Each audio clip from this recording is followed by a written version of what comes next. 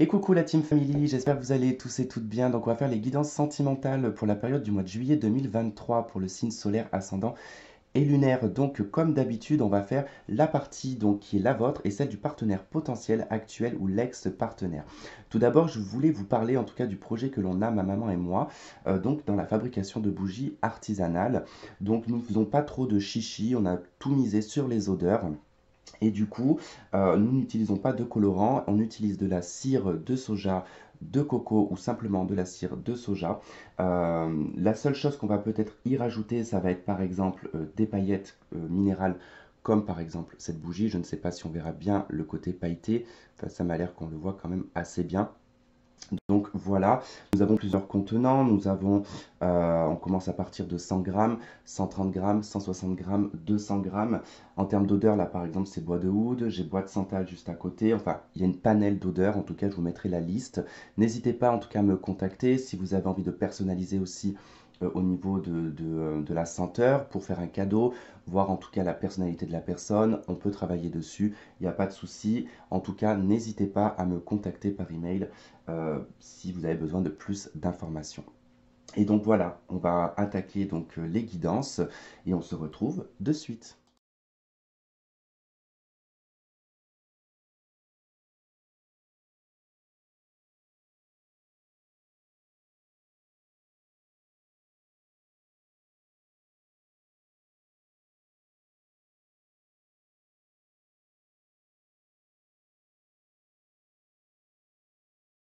Et coucou la team Scorpion, j'espère que vous allez tous et toutes bien. Donc on va faire la guidance sentimentale du mois de juillet. Donc ici on va retrouver votre partie, ici celle du partenaire potentiel actuel ou l'ex-partenaire. Il se peut que ce soit interchangeable, vous retrouviez plus d'un côté que de l'autre.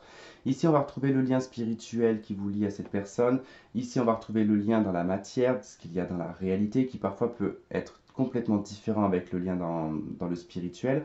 On va retrouver ici votre énergie, ce que vous avez vécu, ce que vous vivez, ce que vous souhaitez et l'action que vous allez mettre en place. Ensuite, on fera avec les oracles. Alors, le lien spirituel. Ok, 9 de bâton.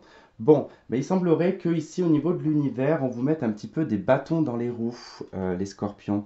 Peut-être que ce n'est pas une relation qui est validée hein, par l'univers. Peut-être que l'univers aussi fait en sorte de vous mettre des bâtons dans les roues, donc il vous empêche de vous voir, vous empêche de vous mettre ensemble. On peut être voilà, dans des relations qui peuvent être un petit peu compliquées, qui nécessitent ici des épreuves. On est sur la 9 de bâton qui parle d'épreuves. Donc peut-être que voilà, vous avez des épreuves à traverser et à franchir dans cette relation. C'est possible.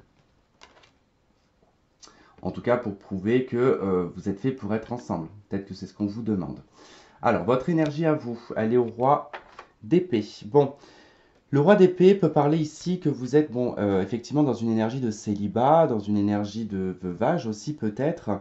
Il se peut que vous soyez dans une énergie aussi un peu de froideur, de retenue, et puis surtout dans une énergie un petit peu analytique, et surtout une énergie de communication. Peut-être que vous cherchez beaucoup la communication dans vos rencontres, dans vos recherches sentimentales sentimentaux, peut-être, je sais pas comment on dit, dans quel sens, c'est pas grave. Mais quoi qu'il en soit, le roi d'épée, voilà, il est pas trop dans le sentiment, il est plutôt dans l'analyse, il est plutôt dans l'observation, il regarde en tout cas ce qui peut lui convenir ou pas du tout. Mais quoi qu'il en soit, il l'exprimera. Donc vous êtes quand même dans l'expression, vous êtes quand même dans, vous n'êtes pas caché, voilà, derrière quelque chose. Non, vous êtes là, vous êtes présent, mais vous savez ce que vous voulez, ce que vous ne voulez pas. En tout cas, il y a un vécu avec le roi d'épée. Hein. Vous avez vécu quand même de l'adversité, probablement. Hein.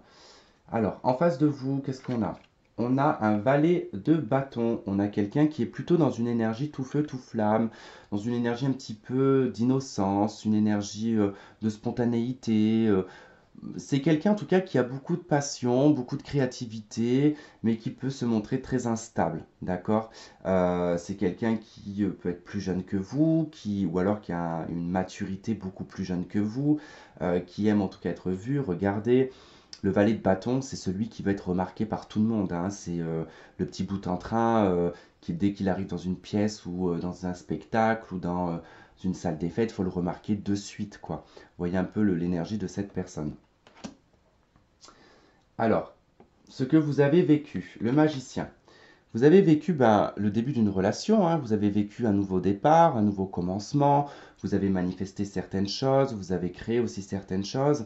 Quoi qu'il en soit, le valet, n'importe quoi, le battleur ici va vous dire que voilà, vous avez dans le passé entamé quelque chose, euh, vous avez démarré une relation, d'accord? Je pense que c'est en lien avec cette personne. Mais là, je pense que vous êtes un peu plus froid et froide par rapport à cette personne parce que je pense que son comportement ne vous convient pas. Alors, la personne en face de vous, elle a vécu la force. Eh bien, je pense que cette personne s'est beaucoup maîtrisée, s'est beaucoup contrôlée, a beaucoup maintenu sa vraie personnalité. Je pense qu'il y a quelque chose comme ça.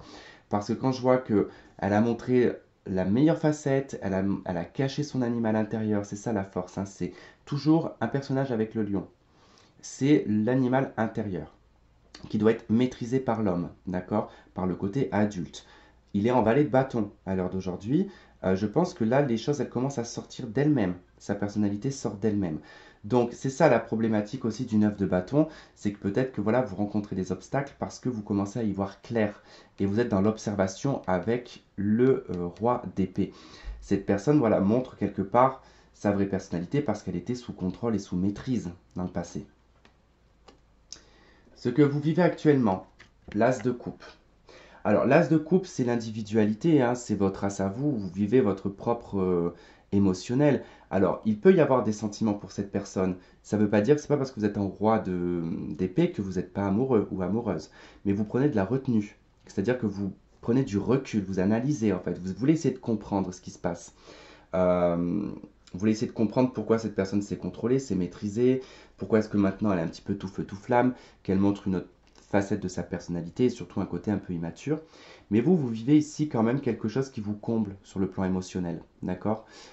Soit vous êtes comblé par cette personne, soit vous êtes comblé par vous-même avec l'as, parce que l'as, c'est votre individualité, c'est vous. C'est-à-dire que votre coupe, elle est pleine, vous ne la partagez peut-être pas avec cette personne, d'accord? Peut-être que vous n'avez pas envie que ça déborde. On peut parler, alors, dans un aspect un peu plus négatif, même si elle n'a pas trop d'aspect négatif, l'as de coupe, c'est un débordement émotionnel. Ça veut dire que ça commence à déborder, en fait, hein. Il y a quelque chose qui commence à déborder. La coupe est pleine. Voilà, ça peut être ça, hein. Ça peut être exprimé de cette façon-là. Prends toujours les aspects positifs et négatifs de toutes les cartes, de toute façon. Selon comment je ressens les choses. Cette personne, elle vit un 4 de denier actuellement. Elle est dans sa zone de confort. Elle peut cacher certaines choses avec la 4 de denier. C'est quelqu'un qui peut être, comment dire, en manque d'argent. D'accord? C'est quelqu'un qui peut avoir des problèmes financiers. C'est quelqu'un qui peut donner très peu de sa personne. C'est quelqu'un qui peut être avare aussi. Sinon, c'est quelqu'un de discret. Quelqu'un qui cherche une stabilité aussi peut-être matérielle et financière. Quelqu'un qui se, on va dire, qui se réserve et qui se protège au niveau de ses valeurs personnelles. Ça peut être ça aussi. Mais quoi qu'il en soit, quand je vois quand même bon, le valet de bâton, la force, la 4 de denier, bon, je dirais que c'est quelqu'un quand même qui reste dans sa zone de confort, hein, qui montre pas tout, qui essaye de se maîtriser, de se contrôler et qui montre petit à petit quelques facettes de sa personnalité. Dans ce que vous souhaitez la 9 de denier, vous souhaitez l'indépendance. Voilà, une indépendance financière, l'indépendance amoureuse. Vous souhaitez, sans dire que vous êtes célibataire, hein. Alors, il se peut que certains vous souhaitez vous séparer de cette personne, pas arrêter la relation et redevenir célibataire, hein.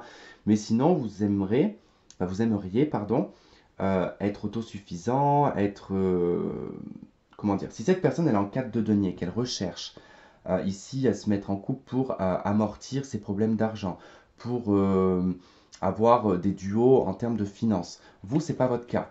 Vous voulez votre propre argent à vous, vous voulez votre indépendance, vous voulez que ce qui est à vous est à vous, ce qui est à la personne est à la personne. On peut aussi décider de vivre chacun de son côté sans avoir à vivre ensemble et à tout partager. Vous voyez, ça peut être votre souhait. Euh, il peut être aussi question, comme je vous ai dit, de retrouver ici son célibat, hein, de reprendre soin de soi, de se retrouver, de se faire plaisir, de vivre pour soi, de voir ses amis, de pas toujours être collé H24 à quelqu'un, hein. En tout cas, il y a une envie d'indépendance pour vous. En face, on a la 4 de coupe. Cette personne, alors elle n'est pas trop satisfaite en fait, hein. Elle souhaiterait être comblée, hein, dans son manque. Elle a un manque, hein. Alors c'est marrant parce que 4 de denier, 4 de coupe, alors soit elle a un manque financier, soit un manque affectif, Euh, je pense que vous n'êtes pas là pour faire la maman, en fait. Je pense que c'est pour ça que vous prenez du recul avec le roi d'épée, parce que vous vous rendez compte que c'est un valet de bâton, que c'est un petit enfant. El Niño, quoi. C'est un gosse. Ouais, c'est un bambin, quoi. Ça peut être compliqué quand même, hein. Parce que 4 de denier, 4 de coupe, quelqu'un qui a beaucoup de manque, hein. C'est quelqu'un qui a du manque affectif, qui a du manque financier. C'est quelqu'un qui peut s'engendrer des problèmes, c'est quelqu'un qui cache un petit peu tout ça, bon, qui essaye de maîtriser tout ça, du moins, on va dire. Et là, cette personne, elle aimerait être comblée, elle aimerait que vous soyez un pansement, en fait, quelque part. En tout cas, elle souhaite, enfin, pas dire un pansement, mais vous savez, quand on est en 4 de coupe, quand on a un manque affectif, on va chercher un pansement, on va chercher une béquille, on cherche pas parce qu'on est bien. Vous êtes bien, hein. Vous êtes plutôt dans quelque chose de bien. Vous êtes indépendant, vous êtes indépendante, vous savez ce que vous voulez, vous avez décidé d'avoir un nouveau départ, vous êtes relativement intelligent, intelligente, vous voyez les choses. Bon, vous n'avez pas envie de vous accabler non plus avec un enfant, quoi. Vous voyez?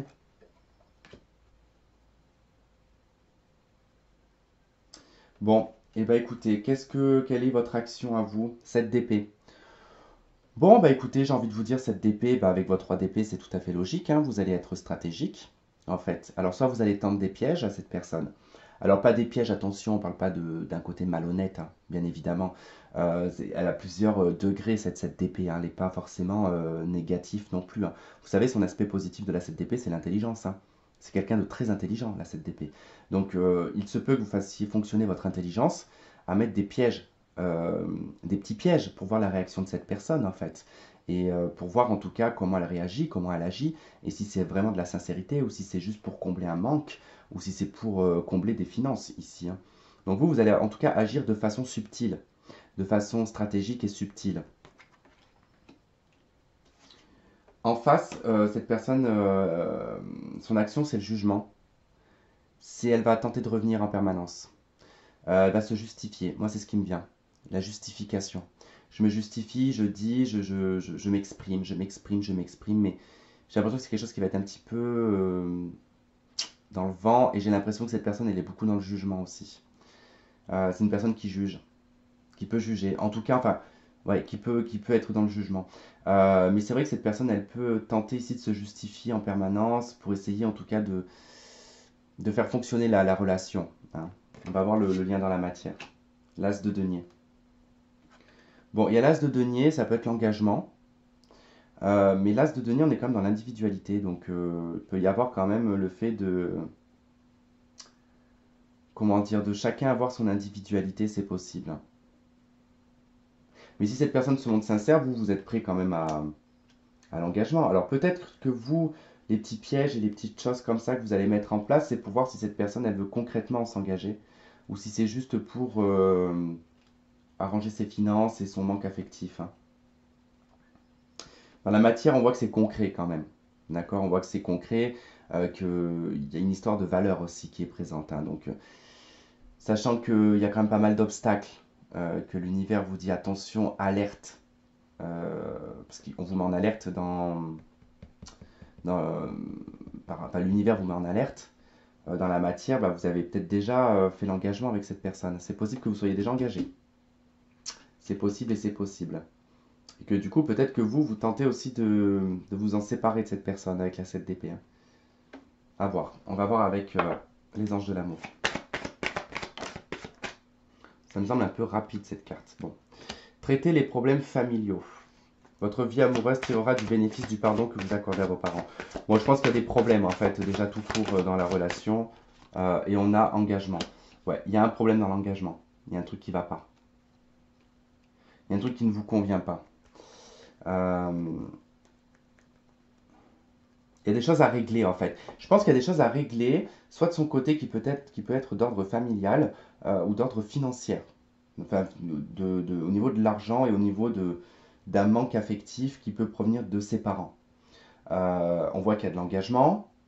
Ça ne veut pas dire que vous n'êtes pas fait pour être ensemble. Mais concrètement, c'est vrai que voilà, il y a quand même cette histoire de traiter ces problèmes-là, quoi. Avant d'aller trop loin, quoi.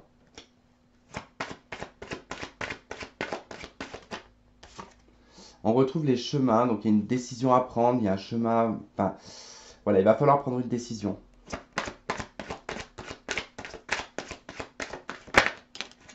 On a le piment, hein, on vous dit que c'est peu probable. En tout cas, le piment peut parler de passion, mais il peut parler aussi d'un côté un peu électrique entre vous. Hein. Et on a la montagne, bon, il y a des obstacles. Hein. Et on a les nuages dans d'autres decks, donc il y a quand même des troubles, il y a des choses qui sont un peu insurmontables.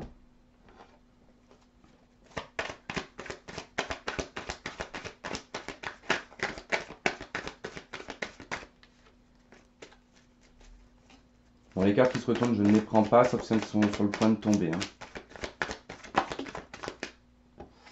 Alors, on retrouve la protection, d'accord, l'appui, la protection divine. En tout cas, moi, je vois bien qu'avec l'univers, la 9 de bâton, elle vous m'en alerte hein, quand même. Hein. On a la guérison. Là, il y a 2 cartes. Je vais les prendre quand même. Bon, il y a le temps, la patience, la tromperie, le masque. Je pense qu'il va falloir un certain temps pour voir les choses, clairement, pour comprendre les choses. En tout cas, vous êtes protégé. Si vous êtes passé par un stade de guérison, les scorpions, c'est pas ce qui va affecter la guérison que vous avez entamée il y a longtemps. D'accord? Parce qu'elle est protégée, cette guérison. Vous voyez les choses clairement. Vous allez les voir clairement, en tout cas, par rapport à ce masque, par rapport à certains secrets aussi. Tout le fait que vous restez en roi d'épée, vous développez pas plus d'avantages, en fait. Bon, celle-là, elle était sur le point de tomber, c'est le happy end. Avec le temps, vous allez retrouver en tout cas une forme de bonheur, une joie de vivre, en fait. Hein. Ça passe peut-être par l'indépendance ici. Hein.